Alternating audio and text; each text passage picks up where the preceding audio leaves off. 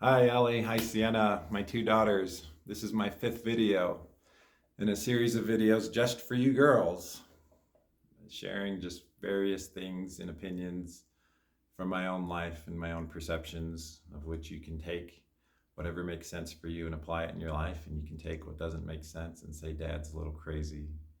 We're just going to throw that one out. Okay, let me get this position good. There we go. Video number 5. What do you do when you've hit rock bottom? When everything has gone to crap in your life? When the nights are incredibly long and incredibly cold? When you feel alone? When you feel wrenched with pain and agony in whatever way that's happening, physically, emotionally, mentally, spiritually? When it feels like everything is lost and there's no hope for the future? What do you do in this scenario, girls? Well, let me share about my own rock bottom experiences. I've had a few. The first one happened, I would say the first one happened when I got sick with pneumonia in ninth grade for a month, maybe even longer than a month, but it was a long, drawn out illness, and I never felt the same afterward. My ninth grade year playing basketball, I felt like I was going to go to the NBA. I felt on top of the world, and never was quite the same after that. After that year, it was discouraging. It was hard, but I didn't have any tools to navigate it. It just sucked, and I cried, and that was it. And then my senior year of high school, I had a couple breakups with girls, and those were difficult, and those took me down. And I felt like I'd hit rock bottom again, and I cried and just cried and had no tools to really navigate it. And then I got mono in my early 20s, another incredibly difficult moment. I cried, I suffered, no tools to navigate it still. At the end of 14 years, I divorced your mother, Heidi. That was another rock bottom moment. For the next 2 years, off and on, I cried. In that Orm apartment, you girls remember, when you girls weren't around, I spent a lot of time crying and wailing and in guilt and agony, feeling like I abandoned you girls and I crushed Heidi's soul. It was difficult. But I knew it was what had to be done for the betterment of everyone. It was just hard.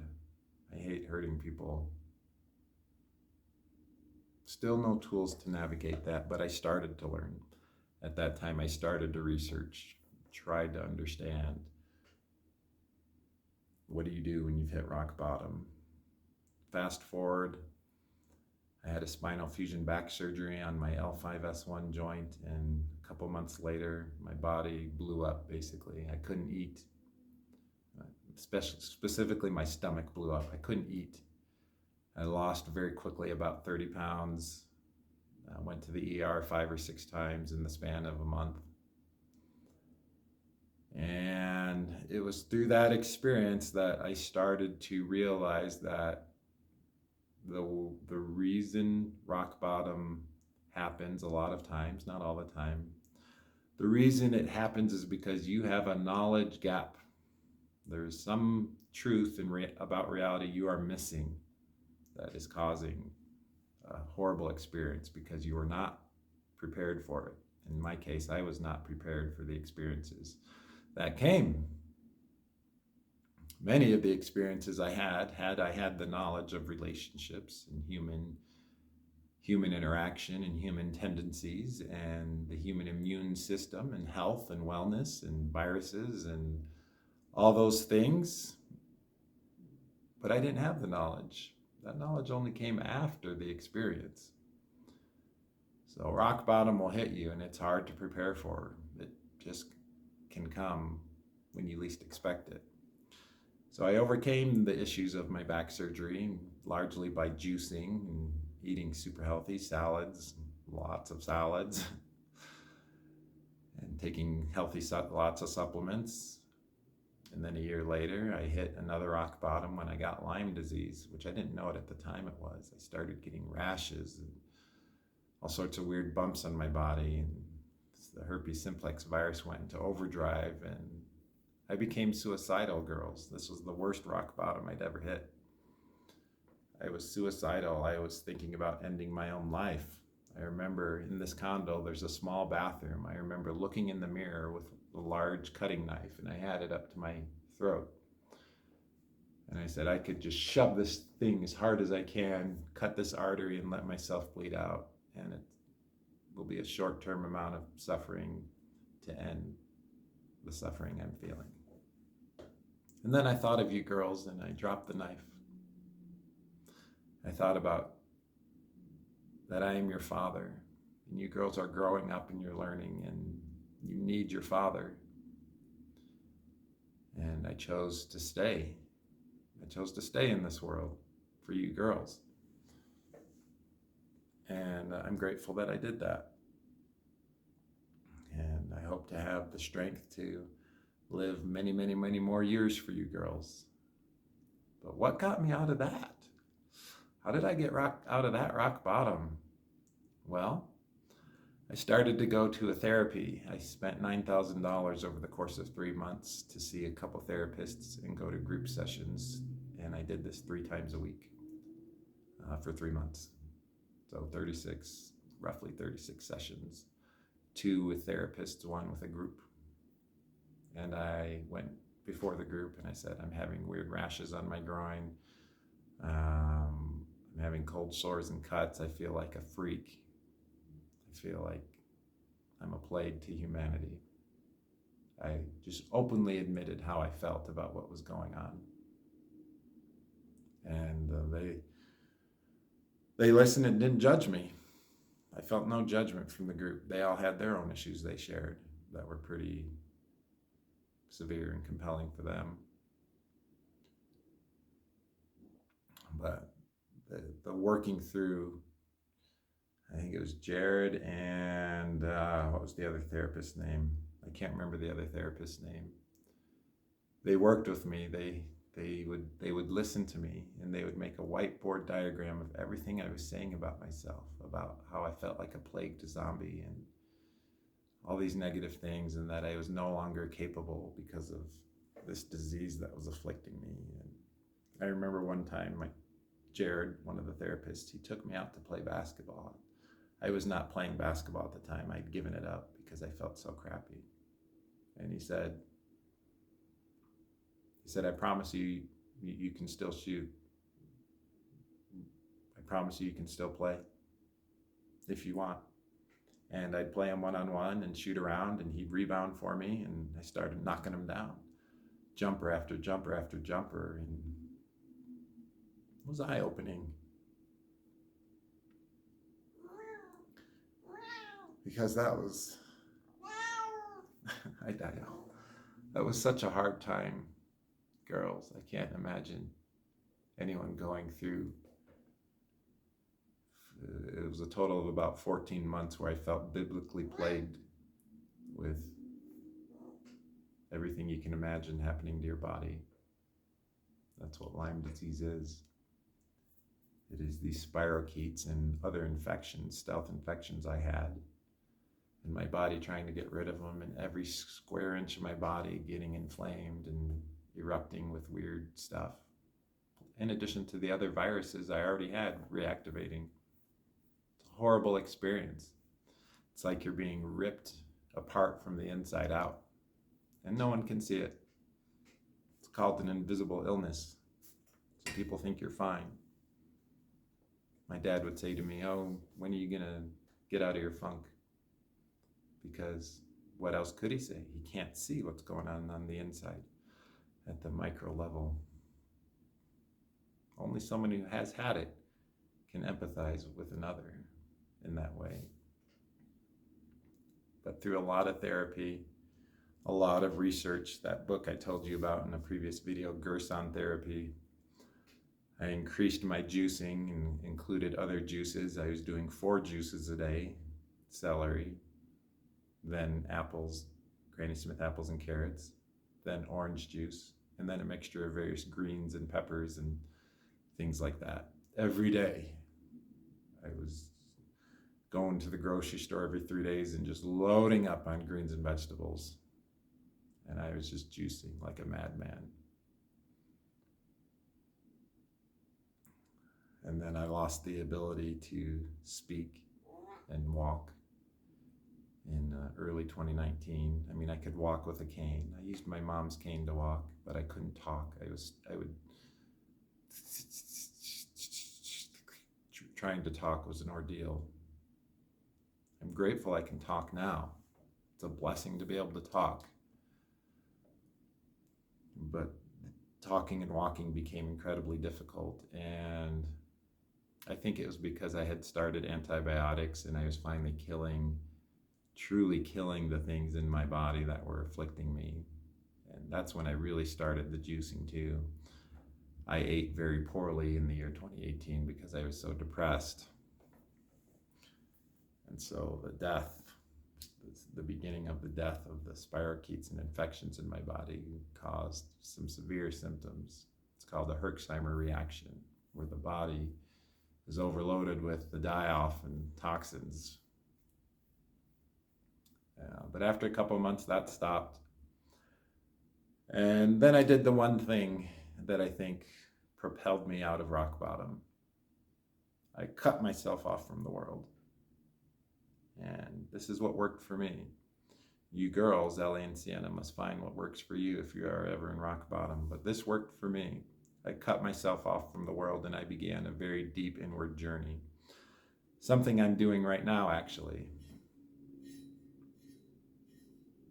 Would you believe it or not, girls, that I'm kind of in a rock bottom right now? I'm facing my own personal rock bottom. But I have a lot more tools to deal with it now. It's not as frightening as because I've gone through it many times. But I feel it. I feel a deep anguish. I am post the ending of a very beautiful, about 1.5 year relationship with Chelsea girls. And she's a beautiful soul. It treated me so well. And I chose to give that up, as I stated in a previous video, because I can't be the husband and father she wants and desires deeply. And she wants that man to take her to the temple. And she accepted me in every way possible. She would have accepted me walking with a cane and stuttering. So it was my choice, but it's been incredibly hard to move on from that. It's pretty easy to move on, girls, when someone dumps you. You're like, oh, that person dumped me. They clearly don't want me, so let me begin the process of moving on. But when you love someone and you let them go, and it's truly someone that you deeply connected with a deep love, that's a whole nother ball game. So I'm in a process of figuring out what that looks like. It's kind of new territory for me. But I think this inward journey I'm going on, I deleted Facebook and Instagram completely about 6 months ago. I knew that was an important decision, to cut myself off from the need for scrolling through social media feeds and seeing what people are up to and posting every once in a while and seeing how many likes I get. I gave that up. That's been good. But going on an inward journey, radical honesty about what's going on. When I talk about what's going on with me in my journal and this video, very honest about it. There is no sugarcoating that I'm really sad right now. I'm post breakup of just over 2 months, and it's hard. Breakups are hard, especially when it was a good relationship. It's a little bit easier when some woman is a dillweed, is is a putz or whatever I want to call her when she's not treating me well. It's like, yeah, this is pretty easy to walk away from as well.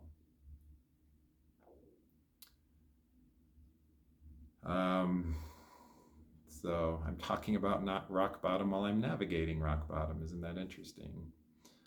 I know I'll get through this, and it'll take as long as it takes, day by day. It may take 6 months, it may take 6 years to truly get over this. There's no expectation I have on my body for how long it should take me. But I know that this inward journey I'm on is important. I journal regularly, or for you girls, you could call it a diary. I'll do a future video about the importance of your journal or diary, but this is an incredible tool for working through any rock bottom you're going through. I would encourage you to see a therapist if you have the means to do so, if you're in a rock bottom state. I do not need to see a therapist anymore. I've gone over everything and have all the tools available to myself now to work through any difficult challenge. I have a full faith and trust that I can always eventually figure it out from within. Even though I struggle with self-confidence, I have a deep inner knowing and a deep inner trust in myself that I will figure things out, and that I will figure this situation out and all the difficulty and bad that I feel post. I don't know if you can hear my stomach grumbling. I haven't eaten for a while, just haven't been hungry. So begin an inward journey, journal, talk to close friends, just as a way to get comforted if you so desire. But keep details personal, unless there is abuse or something genuinely wrong with the way you're treated. Keep personal details to yourself, because you don't want someone finding out about personal details that is one that has the bad qualities that I mentioned in my previous video. Keep personal things personal. Work through it. Have a therapist if you need to. Start doing yoga. I've been doing yoga every day for the last over 2 months now. And I knew intuitively that I had to do yoga every day, that this was a necessity for me to get through what I'm going through. An hour of yoga each day, really putting my body through the paces, so to speak, in the struggle that is yoga, and trying to do all the poses and stretch. There's no way I could get through what I'm going through without that yoga practice daily. Work out, lift weights, go for walks, go for runs, cry as much as you need to, girls, in your rock bottom state. It's okay. As you can see through the last several videos I've done, I've had moments of tears and emotion, because I'm in a very heightened emotional state right now, and I allow it. I allow myself as a man to feel and cry. There's a ton of YouTube videos and perspectives that say men are weak if they're vulnerable and they cry. Like, that's great. That's one perspective. It's one lens to view the world through. I have another lens as well. And you can take truths from both these lenses and actually come to a third truth. Take the best truths from both and create a greater truth.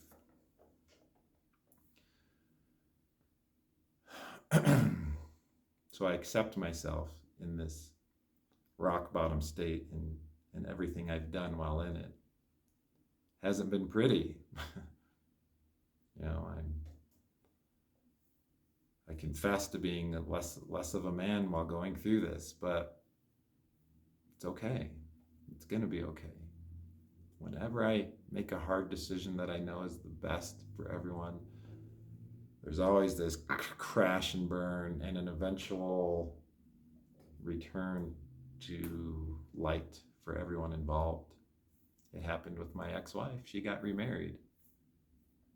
She's with a guy that, I don't know how things are going between them, but she got remarried, had some more children, got a nice big house, got things she wanted. Awesome. Like, she's getting what she wants. That's great.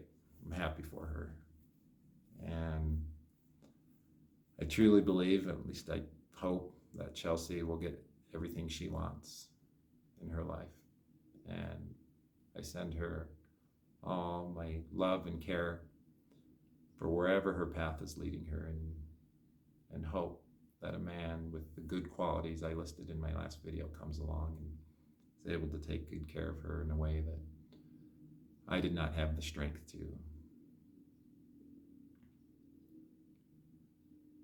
So yes, have a very clean diet, juice. This is something you should already be doing, girls. Up your exercise 7 days a week. EV yoga is what I'm doing. Something else might work for you. Maybe for you, Ellie, it's painting every day. Maybe it's 2 paintings a day. Sienna, maybe for you, it's going out and saying hi to hundreds of people and complimenting them and being a joyful presence. Maybe that's how you get through rock bottom. You'll find what works for you, girls. If you truly diligently search and ponder and think, you'll find the inspiration for what works for you, as I have done and found what works for me.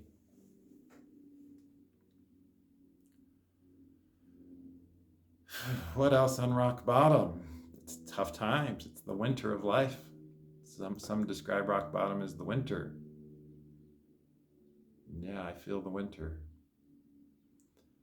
I've had some things happen in the last 2 months that have been a feeling of a very winter effect in my life. And I know it won't last forever. Maybe it will, and if it does, okay. Then I will live out the rest of my days in winter. So be it. Full acceptance of reality exactly as it is.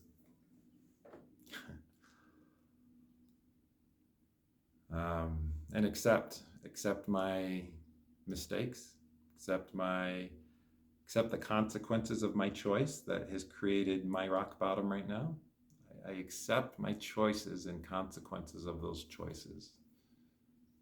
And I seek to learn from that and try not to repeat anything I did wrong. But I made a choice, a difficult choice. Who knows? Was it the right choice? I don't know. It was a choice.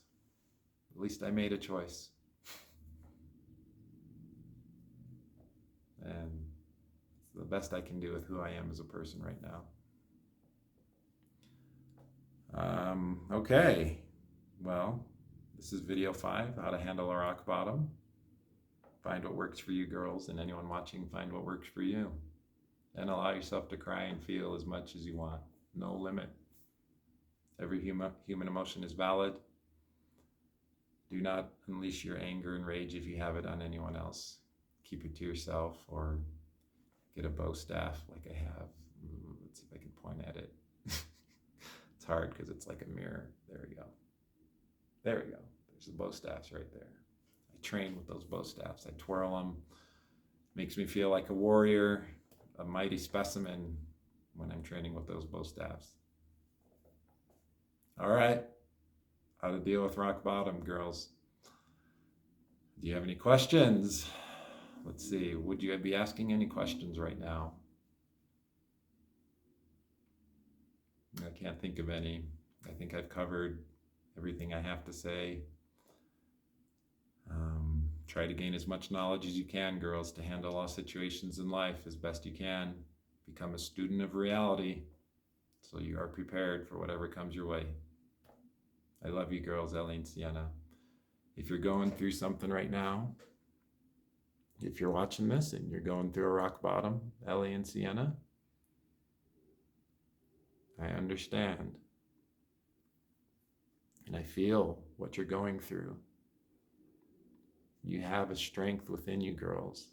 You have a strength and a power within you. My family line has this. My mother had it. She passed away a few years ago. There is a deep power of perseverance and strength in my family line, girls, and you have that perseverance and strength and power in each of you. You have the gift of positivity and the ability to overcome the challenge you're going through. You will get through it. I know you will. You're beautiful, powerful women, capable women, and you can overcome what's happening. I sure love you, girls. And namaste. I'll see you in the next video.